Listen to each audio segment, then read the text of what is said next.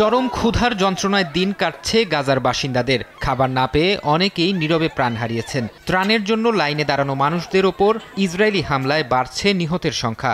গেল মার্চ থেকে গাজায় ত্রাণ প্রবেশে ইসরায়েল অঘোষিত নিষেধাজ্ঞা জারির পর থেকেই নেতানিয়াহুর ওপর বাড়ছিল আন্তর্জাতিক চাপ। অবশেষে গাজায় নির্দিষ্ট সময়ের জন্য অভিযান স্থগিত করল ইসরায়েল।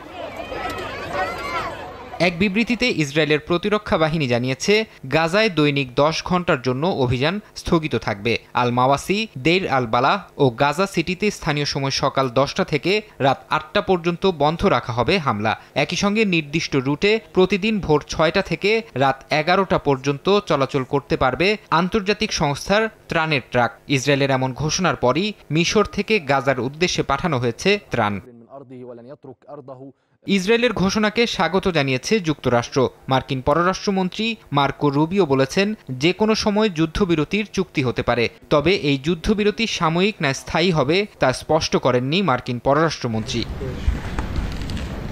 এদিকে ফিলিস্তিন ইসরায়েল সংকট নিরসনে যুক্তরাষ্ট্রের নিউ ইয়র্কে জাতিসংঘের সম্মেলন হতে যাচ্ছে। এখান থেকেই প্রথমবারের মতো আরব রাষ্ট্রগুলো হামাসকে নিরস্ত্রীকরণের আহ্বান জানাতে যাচ্ছে বলে জানিয়েছেন ফ্রান্সের পররাষ্ট্রমন্ত্রী জন ওয়েল বারো। ফরহাদ চৌধুরী, সময় সংবাদ।